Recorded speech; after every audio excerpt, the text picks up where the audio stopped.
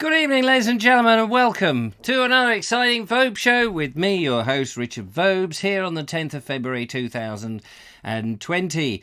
It's 8 o'clock here on a Monday, windy Monday, but not as windy as Sunday, but windy nonetheless. Good evening, I hope you're all well and full of beans. Nice to see you nice, as somebody once said, but he said it too many times and now he's dead. Lovely to see Julia Hartley out there. Good evening to you. Linda Kane, who's just opened a bottle of red wine. Cheers. Very nice of you to drop by. Do drop some red wine in. That'd be very nice. Thank you very much. Even though I don't drink, you know how these things are. Leslie Couch is there. Dean Cooper is there. Fiona Cooper is there. Loads of people are out there. Emily Champion. Hello, Emily Champion. On your iPad. Nice to see you there. Kevin Orr, he's in the house. Hello, Richard. Kevin here. Lovely to see you, Kevin. Andy Stacey, good evening. Mary at Genealogy. Hello, everybody. Someone doing a register. Yes, that's right. It's windy up your end. It's definitely windy up my end, ladies and gentlemen. Definitely windy up. I saw Mike earlier and Ernie was also there, which is fantastic. Good of you to come in. And I'm sure others will be dropping in throughout the show, which would be very nice. I had a bit of a rummage around the studio earlier today. I hope that you can all hear me okay. I think I'm just going into the red there, looking down, a bit loud and clear. Andy Freeson, good evening to you. That's it. Hello, says Mike Dixon. It's very nice of you. Audrey is here. Good evening, everybody. Good evening, Audrey. Lovely to have you tuning in on this fine, windy day. Now, did anyone lose power yesterday? Apparently, some people were without power during the night. And I want to know, if you were without power, I was pretty powerless, to be honest with you. I was trying to light the Essie. Yesterday, and all that wind, and most of the wind was coming down the chimney, so I couldn't get the smoke up the chimney. Consequently, my house filled up with smoke, and there was this terrible mist all the way through the house, and some of it was choking. You know, I was expecting the fire brigade to arrive any second to deal with me, but they didn't. I found the best way to do it was to open the back door and then open the front door, and it created a sort of vortex into a third world. And eventually I did get rid of the smoke.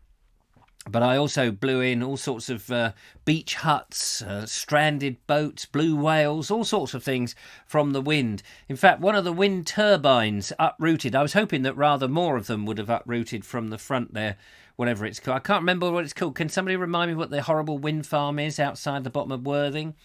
I was rather hoping that someone would actually turn those fans off, because I think they were going the wrong direction. Wearing in Sussex, Steve Pilfold says, yes, I can hear you loud and clear, which is marvellous. Audrey says, yes, we were off for about an hour and still have no Sky TV. Well, there's always a silver lining, isn't there? No Sky TV. Well done. I hope you don't have to pay for it. If they get their satellites get blown off, I don't know where they put the Sky TV satellites. They're on the moon or somewhere. I hope you get compensation. You get some of the money. Because it's funny with Sky, isn't it? Because you pay your subscriptions and then you are forced to watch adverts as well. How does that work? Whereas with the BBC, of course, you can have biased television, lovely and biased television, but with no adverts.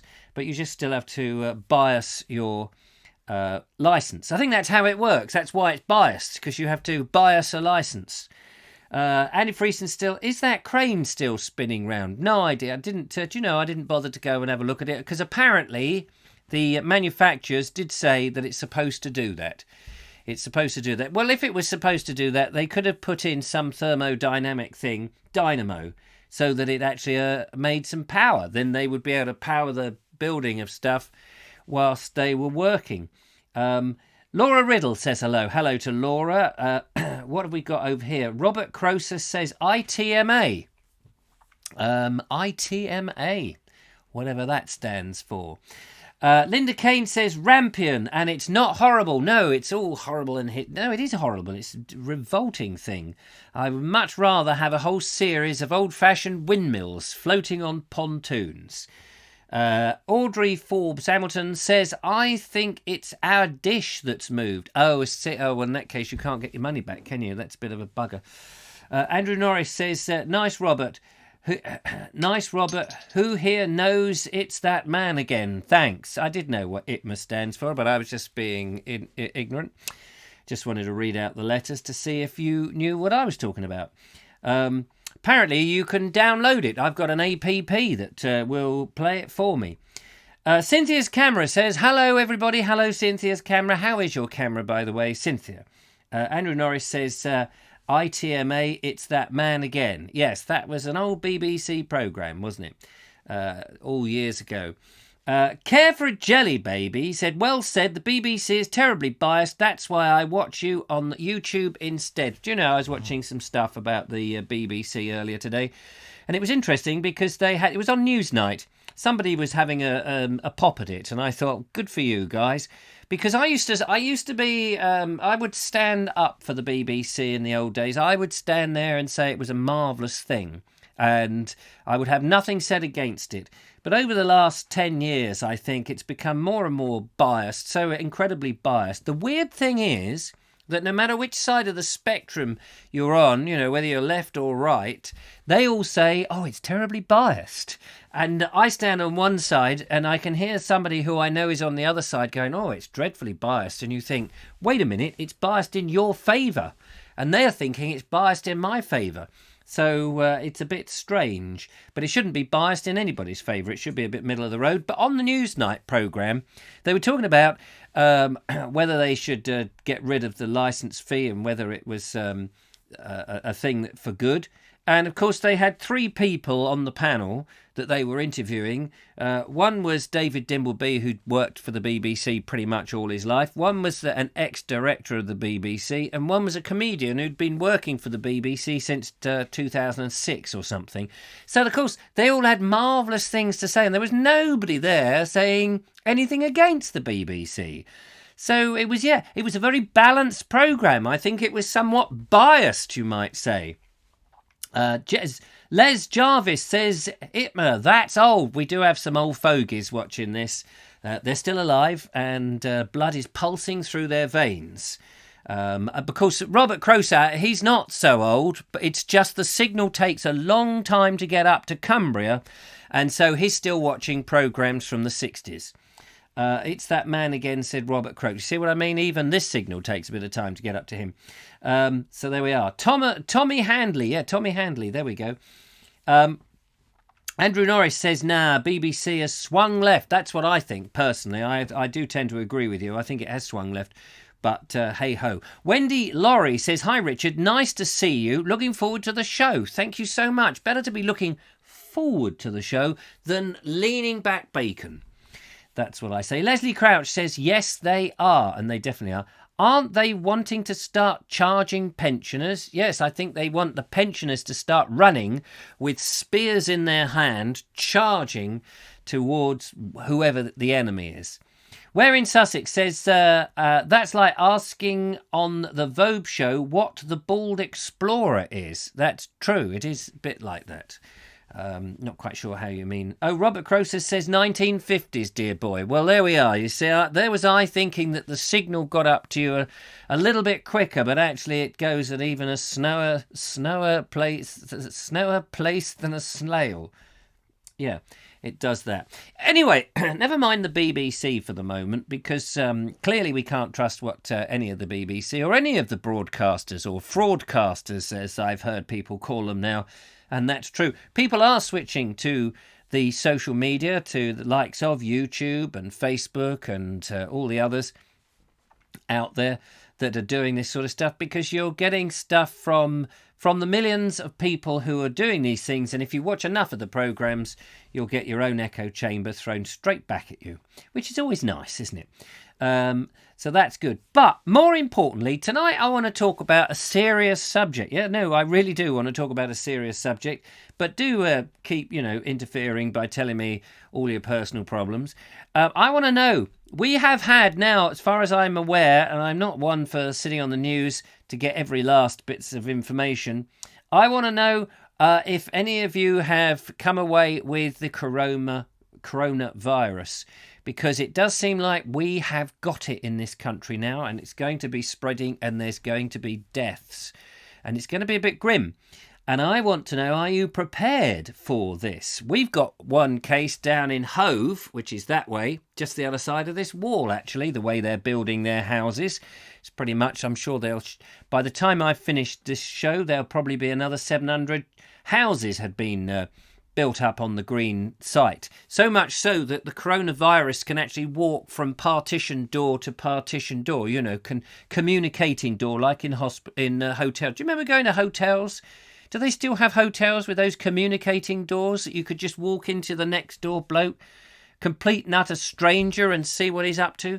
Go, excuse me, what are you doing? Oh, so I just want to get to the other side and have a look out on the balcony. And he walks through about 3 different rooms through the old communication door. Mike Dixon saying Channel 5 seems to be producing and transmitting a lot of interesting programmes. I'm sure they are much more cost effective than the BBC. Yeah, well, apparently the BBC have had it in the neck for doing a CBeebies programme. Did you see that with Kush? What's his name? Kush Kumar or someone? Kish Kumar? I can't. It's some comedian who was booed off stage when he went to do I think it was a cricket association. Not a very funny man, I don't think. And he was saying that he did one of those horrible histories, said there was nothing good came out of Britain. Absolutely appalling thing. Where in Sussex says, to be fair, Emily, since the people who are pensioners now elected for the government who kept their retirement at 65 and raised ours, the only people who have time to watch the BBC are pensioners. I don't know that that's true. I think pensioners have a lot of things to do. Care for a Jelly Baby said that episode of Doctor Who affected me. Which episode was that? I don't watch Doctor Who. I don't watch the television, I'm afraid. So I have no idea. All I know is that Doctor Who is now a woman, and apparently it's a lot of people don't like it. That's all I know. That may be wrong. You can beat me up about it. I don't care. Heidi High. Oh, is it turned into... Doctor Who is now officially Heidi High, which is good. Mickey Stevens says, biological warfare. Well, that is an interesting question because Mike Dixon sent me a video which gave the impression that the Chinese have a place where they've got a whole load of these biological things, including coronavirus, but also SARS. And it seems that the SARS virus has leaked. I mean, not out of a tap or through the wall, but somehow it's got out. I don't know quite whether somebody was infected, hadn't cleaned themselves or whatever. And it got out, and that's been a bit of a worrying thing.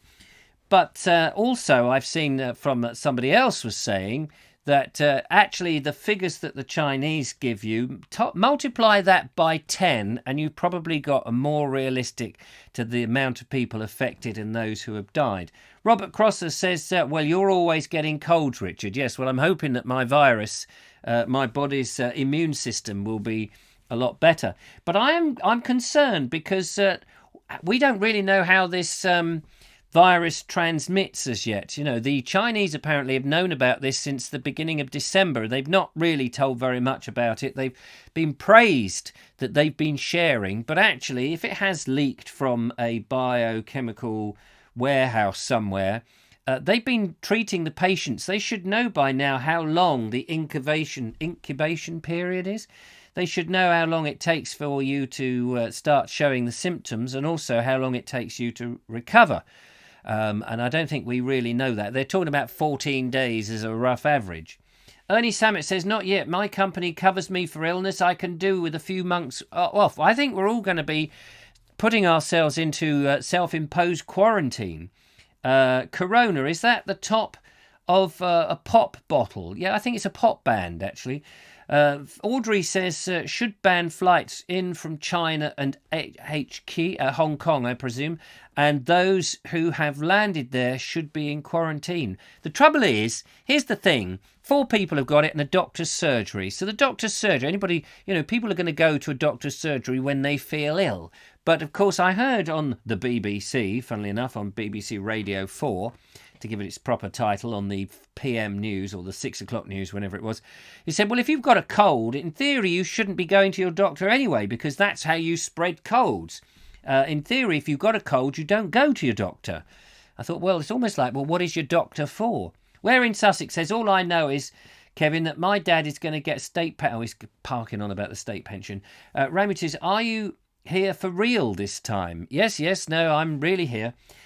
Michael Angel says, if there was nothing good that came out of Britain, how come there are so many people clamouring to get in? Exactly. There you go. I mean, you only have to put in what have the Brits done for us into Wikipedia and you'll get tons of stuff, It's a total and utter travesty that such a programme like Horrible Histories was broadcast, indoctrinating the kids. Fortunately, not many kids watch the BBC anymore, because they'll be out there watching all the YouTube stuff, realising actually that we've done some bloody good things. So that's all good. Mark says, those who saw the earliest reports will have noticed it reported opposite the fish market, which was a viral lab. I noticed it was left off the reports afterwards. Well, there we are. Robert Croser says, I'll be working when I'm 70 thanks to this government. Oh, that's very nice. You work for the government now. We need people like you to stay in work for a long, long time. Ramiboo says, Jeff, I saw your message earlier that you're in my home state of Oregon. That's nice. Pop in for a cup of tea. I'm sure it would be very welcome. Mickey Stevens says, I think there was a biological warfare lab in Wuhan and the virus accidentally leaked out. Have you ever seen an interview from anyone that has recovered from it? Well, we don't know. That's very true. Thing is, how quickly does it spread? I want to know, because they say it can, when you sneeze, apparently, you sneeze at 100 miles an hour. When you cough at 50 miles an hour. I'm sure they've rounded up these numbers, because that does seem a very exact number. That does seem a bit of a fluke. Boom, 50 miles an hour. Achoo! There we are, 100 miles an hour. It's all over. It's all over the place. But where is it going to go? Where is it going to go? Well, people have to go shopping, don't they? And if it passed by your hands, think how many items in the supermarket are going to end up with the bits of item, and you'll go, oh, there's a tin of baked beans. Imagine if it's, you're carrying the symptoms, could be a shelf stacker, putting the stuff on the shelves, and then you go and pick it up. It's going to multiply, and it's going to be terrible. Apparently, I was watching this thing that in China, they reckon that it's going to take about nearly 18 months to recover from the financial thing of it. They were saying that made in China is a big thing, but now it's not going to be quite the way that is, because it's whatever their FTSE 100 business thingy is in China, that's all dropped down. So people will be looking to other places to make things. Now, I put this down to globalisation, ladies and gentlemen. Here we are. We all want to be globalised, and I don't think that's a very good thing, personally. It's like the bubonic plague all over again. Of course, the bubonic plague killed a lot of people, but you can imagine something like this, something like the coronavirus, without the normal medication that we have today. It must be a similar sort of thing. It makes you appreciate actually the medication and the clean way of life and the washing of your hands and stuff that we do today. I'm surprised that more people didn't die back in the days of the bubonic plague and the Great Plague of London. Robert Croser says, no, it's a bloody farce. My railway pension matures at 65. That's very nice. Is it like cheese then? Is it matures at 65? Nice, I'm sure it'll be lovely. Just spread it on a bit of cracker cake and you'll be all right. Rami Boo says he's in Washington. Oh, Jeff doesn't sit around, Jeff's always on the move somewhere. Michael Angel says, if you look on the back of a Dettol spray, it says it kills coronavirus. Yes, that's it. Just immerse yourself in Dettol. Isn't that the one that kills 99.9% of all germs dead? Is that Domestos? Yeah, that 1%, that's the coronavirus. That will get you. Coronavirus seems like a new something, says somebody just now, and I can't find the... hang on, let's go back up here. A new version of the bubonic plague. That's what I just said, yeah. Where it says, did you actually watch Horrible Histories when it was first broadcast a while back, Richard, when nobody complained about it until it didn't suit the agenda of somebody? It does. I don't know quite what you mean. It sounds like you're having a pop at me again. And Mr. Pilfold, for those that don't know, it doesn't matter what you say, Mr. Pilfold just has it a bee in his bonnet that he has to be the devil's advocate and always disagrees. I've actually never had Mr. Pilfold agree with anything that I say. He comes on and he continually disagrees with it. I don't actually know why he supports me or watches it, because I do get the impression that he really doesn't like me. But there we go, I did actually watch it because I watched a programme that deconstructed it, thank you very much, and they had the horrible version of Queen Victoria singing this dreadful song, asking about what has come from Britain, and some swanky butler also, in a very sort of sinister and sneering way, says that nothing ever came, including tea, which they said came from India, which actually, of course, originated in China. And thanks to the wonders, actually, of the empire, we were able to import it into India and grow it there and give employment to people. So they got those facts wrong. Thanks very much. And when nobody complained until it didn't suit you. Well, of course, it does depend if it suddenly goes very political. And it was very political. Did you actually watch it, Steve Pilfold? I don't think for a moment you did. Suddenly the programme was a problem despite being repeated several times before. Yes, well, it is a problem when, as it's being broadcast at Brexit, saying that there was nothing at a time when the public consciousness is thinking about we're a country on our own, and a lot of kids who are being forced into political thought thanks to things like Extinction Rebellion, being told that the world is going to end in 12 years and all this sort of nonsense. Yes, I think it is relevant. After all, we used to show programmes and they were repeated and came out plenty, like my Love Thy Neighbour. Now, that's a programme that you probably couldn't repeat these days. But at the time, nobody worried about it, but public changes. So I don't think your argument really holds much water, Mr. Pilfold. Fear-mongering is just what we need, says the lovely Julia. That's very true. Well, we do need to be slightly aware, do we not? Emily Champion says, I kid you not, I tried a new website at school today and it had music to study to. Oh, right, that sounds interesting. Music to study. Hang on, I've just lost it. Where did it go, Emily? Sorry, it's just popped up a whole load. Where is it? Oh yeah, here we are. I put it on and it sounded like lift music. Imagine being stuck in a lift with a class of kids with that. The world, we're in such a state now that you can't play a decent piece of music without somebody wanting a lot of money or to close you down or this, that, and the other. Mike Dixon says it could result in the beginning of the end of the Communist Party control in China. Well, that would be interesting, would it not? Linda Kane says that people need to wash their hands and use tissues all we can do and repeat it's Sodom and Gomorrah. Yes, there we go. The wise words from Linda, who knows what she's talking about. Audrey Forbes Hamilton, a builder pulled some old rags out of the wall in a cottage and caught the bubonic plague. Is that really true, or is that just apocryphal?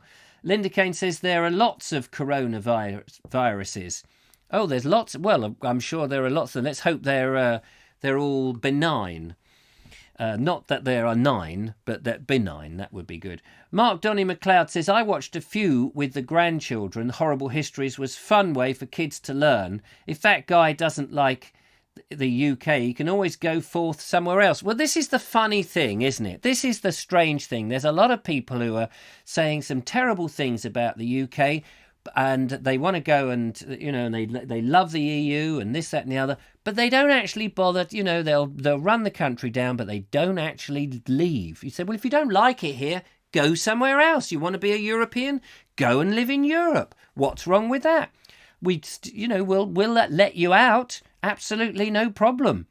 But no, they're happy to come in their millions and stay here, even though apparently we're such a dreadful, racist, white supremacist country. It is a bit weird how that argument runs, isn't it? That they still want to be here and they want to take our free NHS and everything else and run us into the ground and say nasty things about us.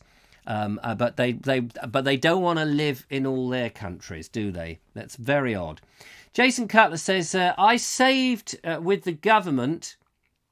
Where are you, Jason? There we are. I saved with the government for 42 years. Now I'm getting some of it back. Good man. I'm pleased that you're getting some of it back. Where in Sussex says, OK then.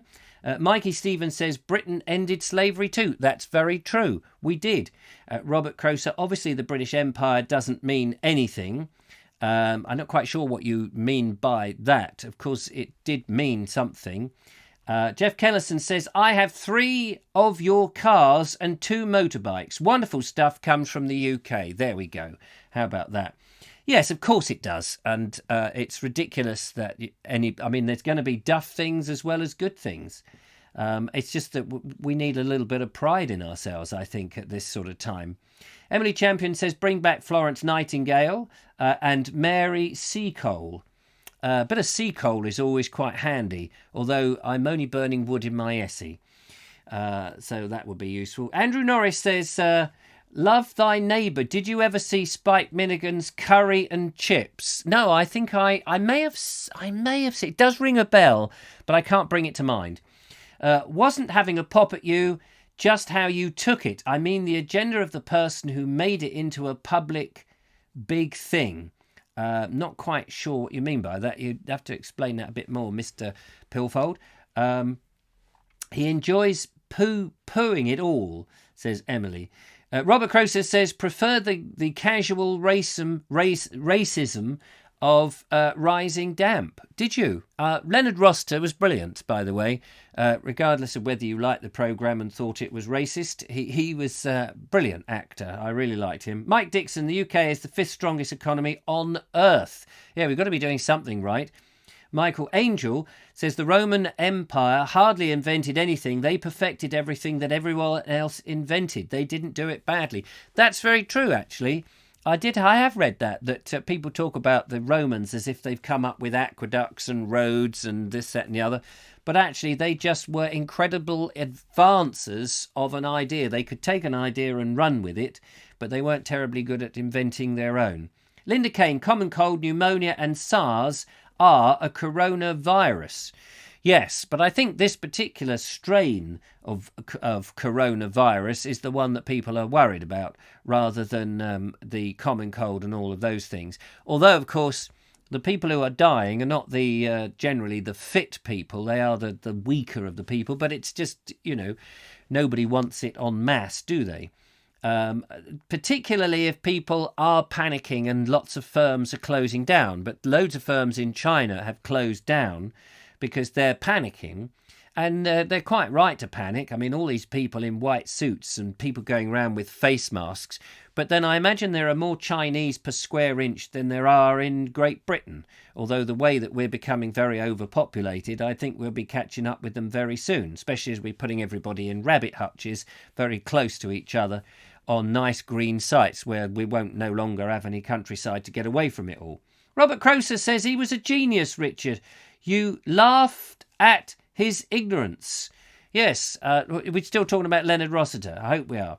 Dave Ford says, what did the Romans ever do for us? Well, there we are. Go and check out Life of Brian, and I'm sure you'll get a whole list of them. Where in Sussex says, something is on TV a few times, nothing happens, but when it's scheduled at the end of January, it's like the facts presented had been used politically to change the world. Well, I think, like everything, it has a context, does it not? And it may well have been a programme that hadn't caught the eye of many people and just slipped through. But when it was broadcast at the end of January, I mean, somebody somewhere had to schedule that programme at the BBC, knowing what the programme contained. So they may have had a whole list of programmes, but nothing. It doesn't just happen by magic. Everything you see, I mean, that for me, whenever you see adverts for things like perfume, women's perfume. There's an advert. You can imagine. I mean, I can't. There was one, I think, there's a couple at the top of some skyscraper somewhere in New York or somewhere, and they're looking out, I don't know, at something. And the camera swoops down, and all you get is one word, whatever it is, obsession or something like that. And you don't know anything about the perfume. You have no idea where to apply it, how to apply it, how many times a day are you supposed to apply it? Does it actually burn your skin off? What's the smell like? Does it attract anybody? You don't know anything about it. You just know it comes in a bottle, like most perfumes do, and presumably it smells nice, but you don't really know. You don't know the health benefits of this stuff. You just have these two dressed in very peculiar outfits. But an advert like that doesn't just happen. There's a great big boardroom, and someone will be saying, oh, we'll have this couple at the top of this.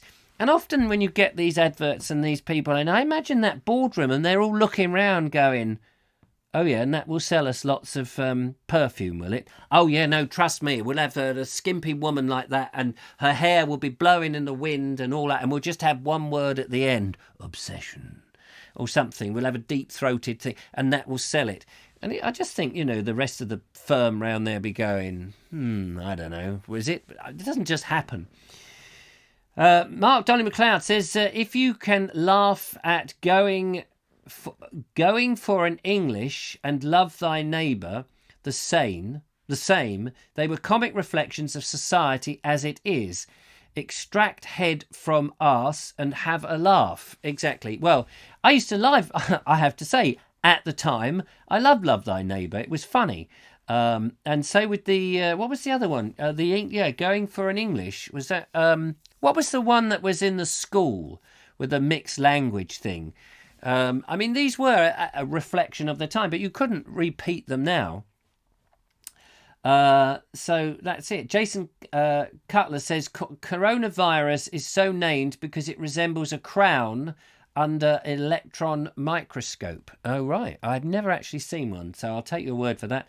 They made great roads, underfloor heating and warm baths, says Mickey Stevens, who's now promptly setting up the Romans Home Improvement Store, which would be a good idea.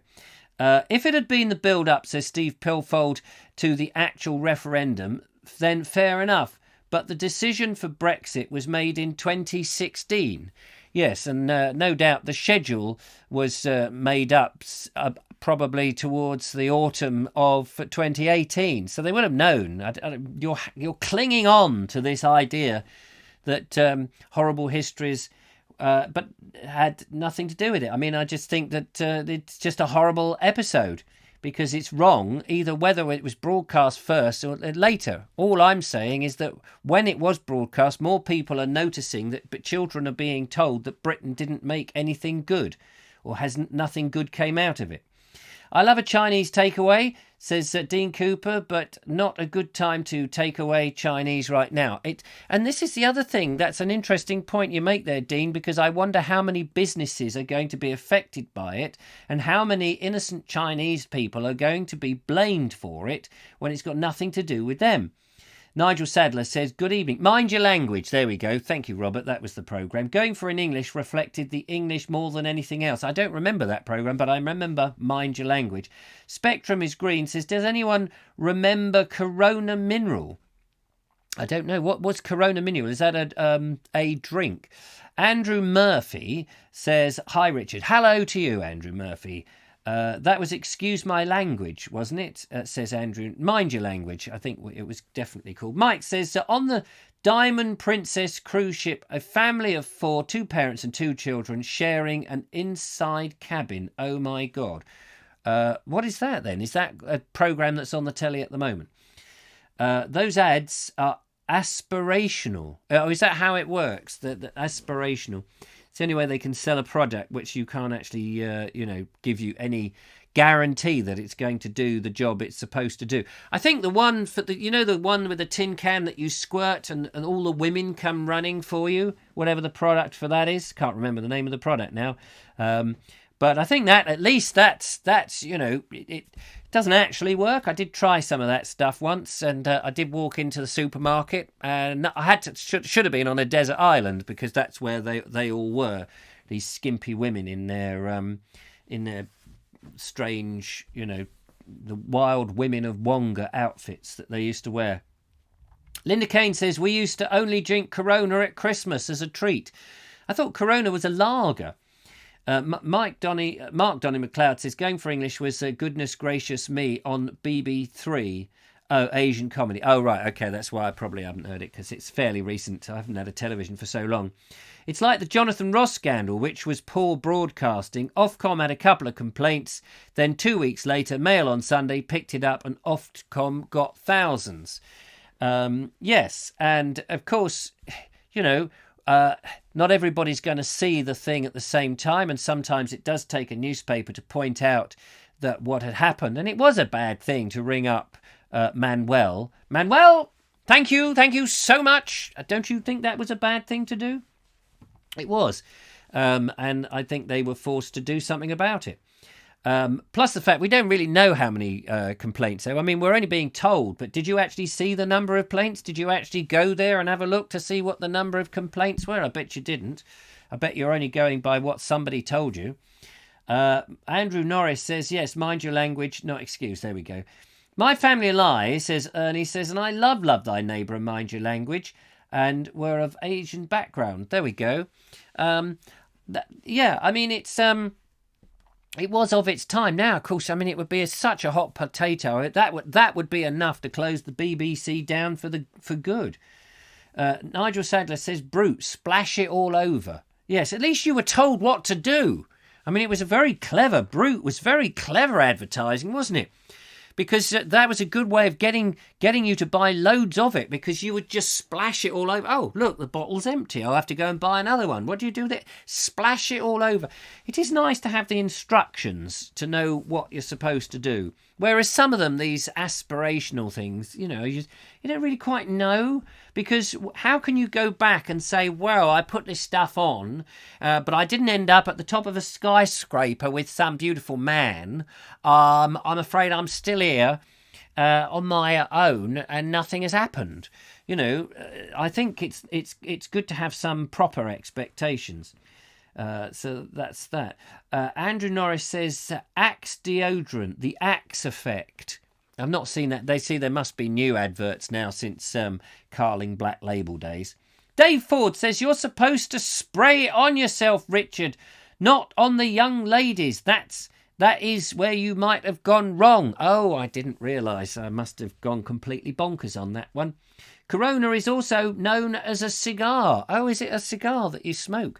Well, if you don't smoke I'm rather hoping that this coronavirus doesn't like wood smoke, because I immerse myself in wood smoke. If it turns out that wood smoke is the answer, everyone will have to get an Essie. That will be the only way you can escape. So that's that. Ramy Boo says, I can't remember, but I bet it is the one my niece used to love. She even wore it herself. Oh, okay.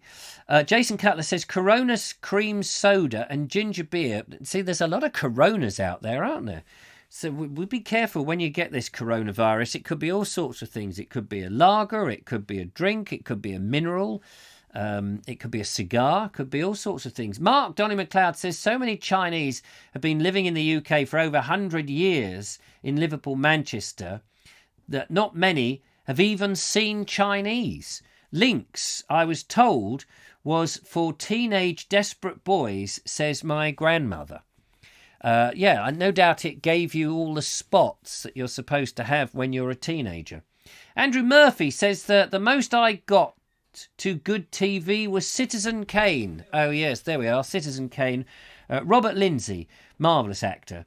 And he's done some recent stuff that's been quite interesting, although I haven't really seen much of it because I think he's more of a theatre, don't you know, actor than a television actor. People come and go, don't they? And you often think, where the hell are they? Whatever happened to them? Where have they gone? So, yeah, Mike Dixon says, because you've a Essie, you could be the only surviving human on Earth. That's true. I'm going to cling to it. I may be wheezing and have terrible lungs at the end of it, full of creosote, but I could be the last surviving person. But don't worry, you can all come round my house and you'll be saved from the coronavirus. Anyway, enough of the corona rubbish for the moment. I'm going to take you down across the world to somewhere that's a bit like Corona, but it's actually Croatia. So you see the link there? Oh, it's all subtle stuff on this show. From Corona to Croatia. And we're going to find out about some magic trees, ladies and gentlemen, thanks to the wonderful Andrew Norris. Andrew, tell us about your wonderful magic trees. Hello everybody. This tree behind me is known locally as a Napoleon pear tree, and there are several examples still left in the village and in neighbouring villages, and you can see at the bottom where it was grafted. Now this part of Croatia was part of the Napoleonic Empire at the beginning of the 19th century. And whereas in Slovenia the soldiers there built roads and bridges, in our village they left the legacy of these wonderful pear trees. Unfortunately, these days now the fruit is too hard to eat, it's inedible, but it doesn't stop people in the village from making brandy out of it, so not all going to waste. But this is by far the most beautiful example. Marvellous tree, marvellous, absolutely lovely. Grafted, that was fascinating, wasn't it? Andrew, tell me more about that. So that big thing, it's not that they cut that bit of bark out, but that was the point where whatever the base tree was, had the pear tree actually grafted on. That's a fascinating thing. I remember going to an orchard once to do an interview with a chap who made apple drink, and they had different varieties of trees, but they had a base tree that you could graft the final tree onto, which grew the apples. So the base tree basically stopped you having to wait, as I recall this, for the tree to actually get going. So I think it took like 3 years, then it would start to produce the apples, or in your case, pears. But you would graft it onto an existing tree that so you didn't have to wait 10 years or whatever for the pears or the apples to come. So that was really good. Robert Croser says this guy's voice, he should do a voiceovers. Love this guy's voice. That's Andrew. This guy is Robert. Oh God, this guy is Andrew. Robert. Mark has said something but disappeared. Nigel Sadler says agreed. I don't know what they're on about. Soothing. Yes, there we go. Spectrum is grey. High chapati aftershave. Oh, you're still talking about the aftershave, which is interesting. Now, I want to move on to, we're talking about the BBC. We're talking about the BBC and how biased they were. The question is that they're talking about at the moment is, should the licence fee be revoked? And should it be a criminal offence to go to prison if you don't pay your licence fee? Now, I don't watch the BBC very much, but I, at the moment, have still paid my 150, whatever it is, pounds, because I do listen to Radio 4, and very rarely will I listen to on the Sounds app. I don't watch the channel. I can't think of the last programme that I've ever watched on the BBC directly from them. Sometimes I've seen things on YouTube that have taken clips and talked about a programme that was on, like the programme I was discussing at the beginning of this. But actually to have the iPlayer, I don't watch the iPlayer. I don't have a television that can get the BBC. I don't have it. I have monitor. I mean, I could get on the, but I have no.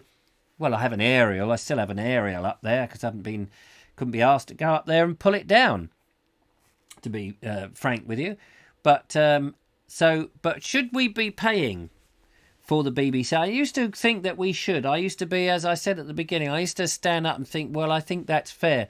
But now I'm not so sure, because if it's supposed to be as brilliant as it all is and everybody loves it, then in a marketplace, then they could have a subscription, and those people who want to have it could subscribe. I'll be interested to know. You don't need a TV licence for radio, says Mickey Stevens. Well, that's curious, isn't it? You just need it for the telly. So, yeah, I wonder if you can still get a TV licence, a black and white TV licence. If you just said, look, I turn the colour down on my television set, I only need it in black and white. Fiona says, I hate watching repeats. I don't mind watching a repeat if it's something I really like. I don't necessarily want a schedule full of repeats, or even a shed full of them. But there are things that, I'll watch a film twice. I've watched many films twice. There's some, like, The Battle of Britain is a great film, 1960s film with a star-studded cast, fantastic film, fairly accurate, and I've watched that several times. I love it. But a number of television programs, sometimes I've watched, Dad's Army a couple of times in the past, several times over. It's quite funny. and it's sometimes when you watch a repeat, you get something you didn't get the first time round. But original content, of course, is always good. But I find it's a bit like computer games for me. Some people love computer games, and other people, to me, I used to play computer games many, many moons ago when the children were young. And we used to play something called Half-Life. This is before Half-Life 2. This was the original Half-Life. That shows you how old it was. And in the end, I realised that I was playing these games for hours, this Half-Life game. And I thought, there's only one thing to do. I don't want all this time disappearing. I've got things to do and get on with. So I don't play any games because it just eats up your time. Same with television. Suddenly you think, I'll just sit down and watch that one programme. Before you know it, the evening is over and you've watched the whole evening, and then you feel guilty. Mike Dixon says, nearly every time I see you on TV, you're wearing something different. Your wardrobe must be massive, and you must have a generous monthly clothing budget. Do you are a wardrobe supervisor? Are you talking to me, Mike? Because I don't know what you mean on the TV. If you watch my videos on the TV, then you'll see I pretty much wear the same old nonsense day in, day out. I'm not quite sure what you're talking about there. Yes, licence fees should be revoked. Waste of money listening to their propaganda. Well, that's the thing. It's the bias that I really can't bear more than anything else. And we've seen it so extreme during the Brexit thing. And the fascinating thing is how many times they've got things wrong. All the people they interviewed and all the things, how the aeroplanes were going to fall out of the sky and everything was going to go wrong. And by the way, apparently medical supplies, we haven't got any medical supplies because if we leave the EU, we won't have any medical supply. Do you remember them saying that? I mean, all these things they said with such earnestness in their face. Oh, yes, you won't be able to have any. What will you do? You fools, you idiots, for voting leave. You idiots, absolute idiots. There won't be any medicines anymore. And the scientists won't be able to work on projects because they're not part of anything. And you just think, really? And they actually said all this. They said it. Came out their gobs. And people are going, oh, yeah, all that scare, Project Fear. And, well, aeroplanes are still in the. I mean, they do come out of the sky. They've got to land, of course. But, yes, I mean, it's fascinating. It's going to be fascinating very much watching all the people all these things they said, how terrible everything's going to be when things aren't actually as terrible. But people will forget. That's the trouble. People will forget that they were told all these things and it didn't happen, and then they'll still believe them the next time. It's ridiculous. Mike Dixon, oh yes, Audrey says, I don't mind paying the fees, but I do think they're wasteful with it, paying vastly inflated salaries to presenters. You see, if you did have to have a licence fee for the BBC, and it's supposed to be a public service broadcaster. What I want on something that's a public service broadcaster is things that you cannot make money from. So the thing, like the Vobes show, for instance. I don't want to see things like Bake Off or the dancing thing, the dancing in the evening with the free dresses, whatever they call it. I don't want to see all of that, EastEnders and all of that nonsense. I don't want to see any of that because that's what the commercial stations can do. They can do all that. A public service broadcaster can give me stuff that perhaps a minority of people want to watch, but want to understand it well produced. I would rather have that than stuff that is mass, that thing in the jungle. I don't know if that's the BBC. I think that's ITV, isn't it? But whatever the BBC's version of it. Did BBC have that thing called Love Island? Love Island, is it? Well, I've never seen an episode of it. I don't know who has that. But that sort of thing should not be on the BBC. They should do the stuff that is that never gets a chance to be aired. That's more what they should be doing, as something that is actually a public service rather than trying to cater to the masses.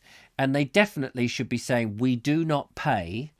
We don't need the top talent on there. We need the emerging talent. We don't need people to be paid vast sums of money. It turns into like with footballers. This is, it doesn't need to be that. Let the commercial people do all that, and the BBC do the stuff that nobody else will touch. That would be much better in my book. But you may have a different opinion, and of course, you're entitled to your opinion. What else have we got here? I know how the BBC, but how would the BBC get their money, says Mickey? Well, a subscription, just like Sky or Netflix. That's how they could get their money. Fiona Cooper says, I don't mind a good film. Good. I'm pleased to hear. Andrew Norris says, we had snow for 1 day this year, 2 years, 40 centimetres for weeks. Spectrum is Green said, I have 3-year legal excursion from the BBC. Oh, have you? A 3-year legal exclusion. Lucky you, I say. Jason Cutler says, I'm fairly sure I had a radio licence many years ago before I had a TV. Presume you still need a radio licence now. Yeah, I'm not sure about that. I mean, people just take it for granted that you don't need any of that. Plus the fact, of course, you can get your radio. You know, I think the problem is that the BBC want you to pay for the right to receive a signal that they will put all their stuff on, but other people can put their stuff on. And if you don't watch their stuff, it just seems wrong. And in this day and age, it does seem a little bit old-fashioned. Nigel Sadler says that's what BBC 4 is for. Well, then you don't need BBC 1, do you? It would save a hell of a lot of money. Andrew Murphy says, Love Island's on ITV2. Oh, good. Okay. Well, I'll never get to see that, thank goodness. Mickey Stevens says, are you saying you want to be on... I don't want to be on the BBC. I don't want to be on it now. I personally think, it's a dying media, isn't it, television? It's things like Netflix for dramas where they're going to spend a lot of money and that sort of thing. Soaps... Perhaps people will still tune into soaps, news, current affairs, those sort of things. Although, of course, a lot of that is on social media. But look at me now. Look at me now. I am talking to you. You can say whatever you like to me. You're not being screened. There's nobody saying whether you can swear or not swear. It will go up. I mean, I don't know how YouTube, if that would actually take out the words. I would hope that the audience would not be swearing and would be respectful. We try to be respectful, even if we don't agree with each other, that we can have a nice debate. But here we are, 1-to-1. You're wherever you are, bashing away on your thing. I'm reading your comments as best I can. Actually, just saying that, I haven't got the live chat on. I've just put the live chat so I can see everything. I apologise for that. But, I don't have to go to a big studio. I don't have to have people put powder on my face and telling me what I can say and somebody in my ear saying, oh, you can't say that. Nigel Sadler says, I'm not enjoying this rant, so I'm off. Good night. Well, good night, Nigel. You don't have to stay. No problem at all. That's fine. Mark Donnelly says that Project Fear was another reason that the BBC needs their wings clipping. Report the news, not your opinions. That's very true. I think you're right there. I want the facts, not the opinions of everybody. Mr. Harville says that BBC history shows are the only good thing I've seen from them. Yeah, that's okay. BBC aren't supposed to advertise, but they're always having people from the One Show. That's true. Robert says the Beeb protected Jimmy Savile for decades, and that is also true. Andrew Murphy says, I was saying the same thing about the BBC with my mum whilst having a drive up to the Midhurst TV transmitter on Saturday. Interesting, the conversations you have with your mother, Andrew. Nigel, stay right there, sir, says Robert, trying to hold the thing together. Spectrum is Green. We don't need the Brussels Broadcasting Corporation. It's interesting, isn't it? It's interesting to have to get different people's opinion. If you don't like the debate, you can run away, of course. Or you could make a point about it. The BBC make tons of money selling programmes to public broadcasting services in America. PBS is paid for by taxes here. I think the PBS system is a good system, actually. I I mean, I don't know what the quality of the programs are like because we don't get them, but I think the concept that public broadcaster service, yes, because it's what the public are interested in. Dean Cooper says, I hardly watch my TV. It's YouTube and DVDs these days. Yes, well, I don't watch so many DVDs because I don't have them. But yes, YouTube for me pretty much is where I get my stuff. And it's interesting because, YouTube is so bloody handy. If you're looking up a review of a camera, you get a number of people's reviews rather than a presenter who is, just having to fill a certain amount of time. And somebody can go into great detail about that camera and they can be an enthusiast, and you can go, actually, he's really enthusiastic and he seems to know his stuff, as opposed to a 2-minute slot. And the question that you really want to ask, they never cover, and then the program's old and all of that. And you can't get in touch. You can't, email into the BBC and ask a question. But you can on a YouTube channel. Often you get a reply, if not from the presenter, but by some other enthusiasts. So that's really good. That's what I love about it. I'm enjoying it. It's as relevant to us and interesting. Thanks, Mickey. Michael Angel says, apparently the BBC have just fined millions for lying about terrorist attack on a hospital in Syria. They didn't report that. Well, that's the other thing. The news is not... I mean, have they been talking about the yellow coats in France recently? Have they been mentioning what's been going on over there? No. The news...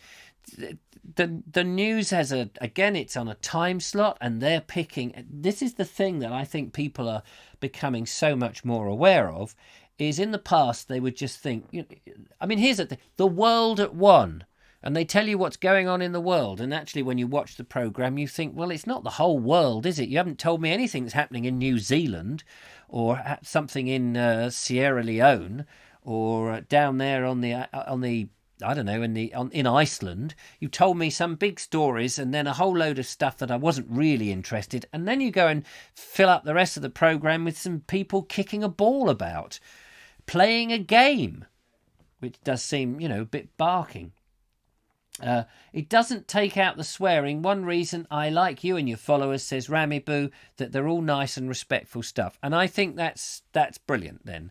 Yes, I think that's very nice. Tolerant BBC LOL, says Stephen Field. Robert Croser says they do their best wildlife documentaries. That's very true. That is very true. The wildlife documentaries are brilliant, absolutely. And no one's saying that there isn't anything good on the BBC at all. Of course, one's not saying that. And if you could just go and subscribe to a wildlife documentary channel made by the wildlife documentary team, if that's your bag, how brilliant would that be?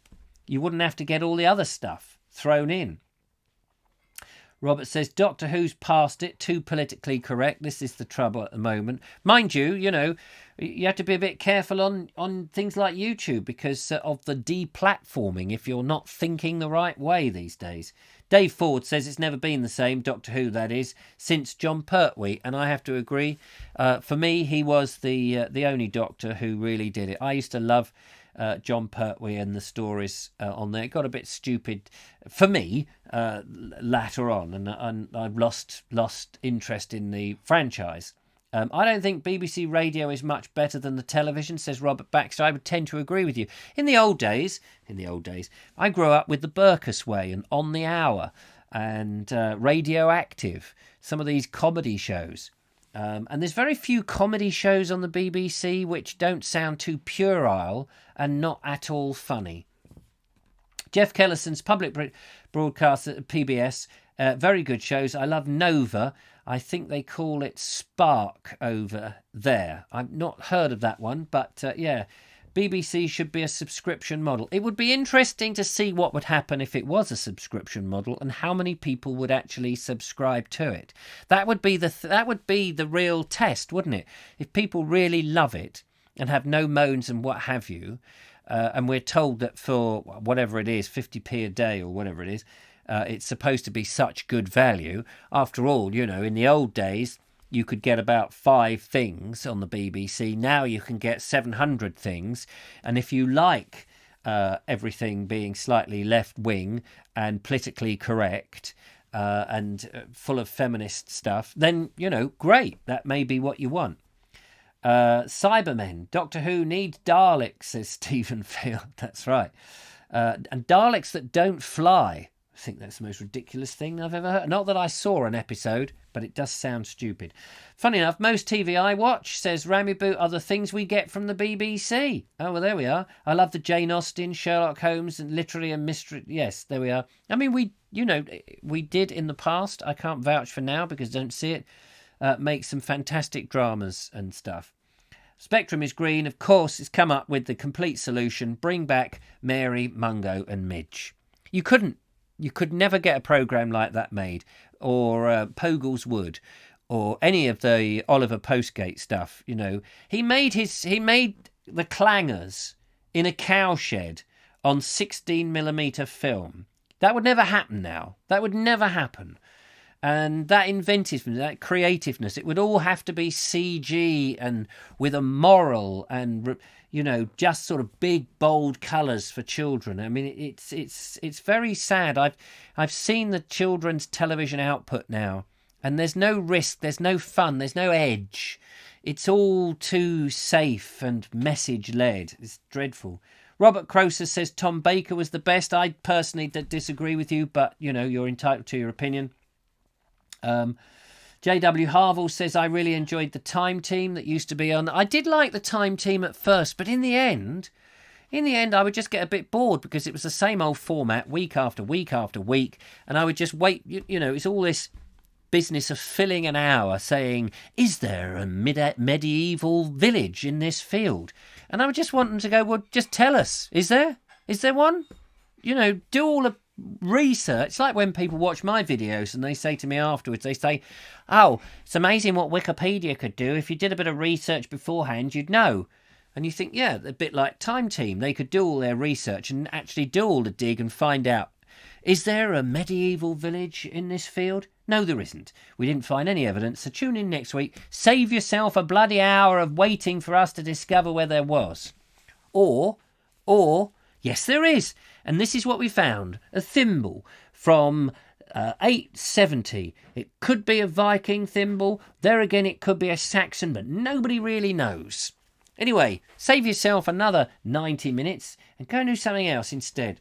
Andrew Norris says there's nothing funny on the BBC. Well, comedy, you can't be funny, because you can't be funny anymore. You can't insult anybody. You can't offend anybody. You can't upset anybody. You can't do anything that is stereotypical of any other race in the world anymore. You can't do funny accents anymore. You can't go around chasing semi-naked women to sped up music like Benny Hill used to do. You can't. It's very. How are you supposed to be funny in a world where everything that you do is likely to be offensive? The Wombles. Yes, you could do the Wombles, of course. That would be good. Dracula was very good over the New Year. Didn't see it, I'm afraid. But Mary Shelley wrote was it Mary Shelley who did Dracula? No, she did Frankenstein. I beg your pardon. It was the other bloke up there in. What's his name? Don't tell me. Bram Stoker. Thank you. I got it. Rhubarb and Custard. That was another great show. Here we go. I love the Clangers, says Audrey. Eric Gill was quite a character. You're right. There we are. You need characters, but characters, individual people, you won't find. Oliver Postgate, for example, he was a very interesting character. He was a conscientious conscientious objector during the Second World War, and was arrested and put in prison for a bit. I've got his, on one of my in the other room, I've got his autobiography. Fascinating bloke, no longer with us, sadly. Mike Dixon says the Vobes show is the best. Thank you, Mike. You're slightly biased, I think. Forbes, I can't stand false jeopardy. No, yes, that like MasterChef. All this business of let's find out who has won in this. Will it be John? Will it be Sarah? Or will it be Craig? One of you will be leaving. One of you will be leaving the Vobes studio. One of you any second now. It's because we haven't made our bloody minds up which one. It's you bugger. Off. All of that whole ramping up the tension is completely unnecessary. Just tell us, okay, here are the facts. So actually, you did a really good meal. It was great. That's so pretentious, the MasterChef, with the voiceover. John has cooked a lovely fillet of something, smothered in creamy yellow stuff. And there, green, round, circular globules of something rather interesting that nobody really knows how it came about. Whereas John has puked up on a plate and given it to that funny bald bloke who normally does the programme, who started out doing the veg show on Radio 4 and has done quite well for himself and put on a bit of weight. Greg Wallace, that was the bloke. Have you noticed how all these people, they get on and they all sort of get a bit, bit larger, don't they, as they eat themselves silly? Robert Croser says, I like Mark Q, but he looks so bloody smug. That's charming, that is. I've only seen the first 10 seasons of, I don't know what, The Clangers, is it? Lights flickering, might lose power, torches nearby. I do miss David Attenborough stuff on the BBC, no telling that. Well, David Attenborough, he's not going to be with us forever, I'm afraid. Only Ricky Gervais is funny these days. Well, there you are. See, Ricky Gervais, who I never found funny, but I thought at the Oscars was hilarious. And because he just decided, sod it, he's going to say the things that we all can't say. And if you're brave enough to say that and can find somewhere to say it, I mean, he's lucky because he's got that fame that people want him. He can say these things and people will find him funny. It's true. Real comedy is dead in the PC culture. But don't worry, folks. It will swing. The swingometer always swings back. So I don't know how much further it will swing because it's really, it's eating itself now. The left side of political correctness is beginning to eat itself and it cannot survive.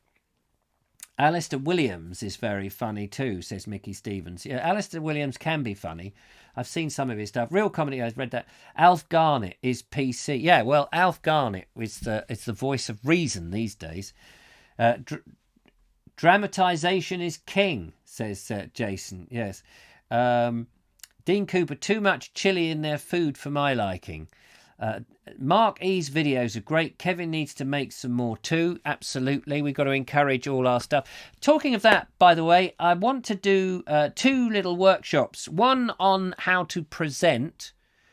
Not saying that I'm, just because I'm going to run these workshops, I'm not saying that I'm an expert or a genius or anything like that. But there's something lacking that when people are making their videos, I think that I can help them with on a presenting thing. And the other one is an editing. If anybody's interested in honing up their editing skills, then I'd be interested. I'm not quite sure how to do it. What is the best way? Editing, it can be a very dull and boring thing. So maybe it could be a live stream showing some editing and answering questions, and I would sort of show you how I put something together, something very simple, and the reasons round and for it, and that people might want to get something out of that. I don't know. If anyone's interested in that, do let me know. Best thing to do is to email me, richard@vobes.com. Dave's read that. Mark Donny McLeod says, Bram Stoker, Dracula, many contentious objectors, conscientious, sorry, can't read. That's something I would learn. I did go on a BBC presenter's course, actually. And it was the biggest load of rubbish I've ever been on. They taught me nothing. Well, they taught me a few things. I did learn how to read the auto cue, but they were hopeless, really. It was a bit of a scam. Many conscientious objectors actually served as Red Cross on the front line unarmed. Yeah, they were probably the bravest of the brave, really. Robert Croser, big respect for him after the Golden Globes for Mr. Gervais. Dean Cooper says, swing, try the Worthing Crane. Okay. I did enjoy seeing more I enjoy seeing the more Bald Explorer feature-length episodes on YouTube. Yes, I would do them. I love doing those, Mr. Harville, but they take 3 months to put together. I don't have a team. It's just me. And I was doing all the CG. I had to learn how to do all the CG. That took forever. And to create all the graphics and stuff. And then all that filming and the scripting and going to places and, turning it into... It's a complicated business. But if anyone wants to learn how to do some editing, I'll be more than happy. Which would be good. Where's the bell ringer? I'm not sure. Dave Ford says, yes, please, for the editing advice. It takes me hours. Now, Dave, I don't know why it's taking you hours. It shouldn't take you hours. Linda's saying, Richard, you're on overtime. Have you realised? Am I? Oh, thanks, Linda. Thanks very much. When is the video with Kim Murden being published? That will be... What's today? Monday? Tuesday? Tomorrow is a windmill, Oldlands Mill. Wednesday, it's Kim, Julia and I doing our herbal ramble. And it's good. You'll like it. It's very nice. So that'll be Wednesday. Yeah. And I have nothing yet in the pipeline. I've got to try and get out tomorrow. Do more vids, Mr. Morris. Mr. Morris. Yeah, do more vids, Mr. Morris. I'm just trying to work out. I think you mean Mr. Norris, don't you? Mark Donny McLeod says, I tried using Magic DaVinci, but my PC won't load it, so learning Reaper Editor it now. If you can get an older version of DaVinci, then Resolve. 16 can be a bit problematic. I don't use it. I use 15. Mark's gone by all. Mickey Stevens says, I wish your videos could be shown at the local cinema like the Dome. I really don't think that they would do much justice being shown now. Really don't. But I appreciate your kind comments, indeed. Well, that's about it, ladies and gentlemen. Thank you very much for joining me. I'm going to go and make myself a nice cup of tea and get the thumbnail done for tomorrow's video at Oldlands Mill and sort that out, get that ready for you so you can watch it tomorrow. My mum still watches Catweasel, says Catweasel. Brilliant.